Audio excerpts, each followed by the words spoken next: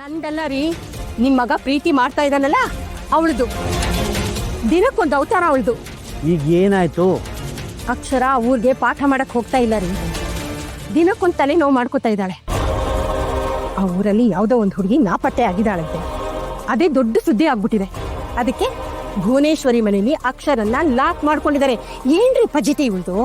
ಛೇ ಕರ್ಮ, ಇವಳ್ದು ಇವತ್ತು ಮುಗಿಯುತ್ತೆ ನಾಳೆ ಮುಗಿಯುತ್ತೆ ಅಂತ ಅನ್ಕೊಂಡ್ರೆ ಇವಳ್ದು ಮುಗಿಯೋ ಲಕ್ಷಣವೇ ಕಾಣಿಸ್ತಾ ಇಲ್ವಲ್ಲ. ಒಂದ್ ಕೆಲಸ ಮಾಡು, ಅವ್ರ ಅಪ್ಪಂಗೋ ಅಮ್ಮನ್ಗೋ ಕಾಲ್ ಮಾಡಿ ಸರಿಯಾಗಿ ದಬಾಯಿಸು. ಲೌಡ್ ಸ್ಪೀಕರ್ ಹಾಕು.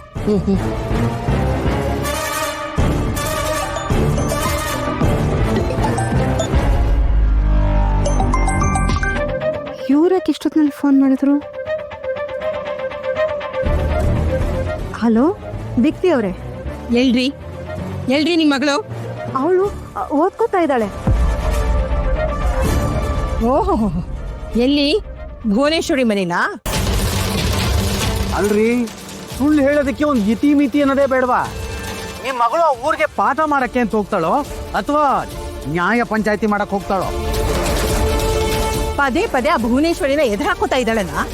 ನಿಮ್ ಮಗಳ ದೆಸೆಯಿಂದ ನಾವ್ ಇರ್ಬೇಕಾ ಬೇಡವಾ? ಅಲ್ಲ, ನನ್ನ ಮಾತು ಕೇಳಿ. ಏನ್ ಮಾತು ಕೇಳೋದು?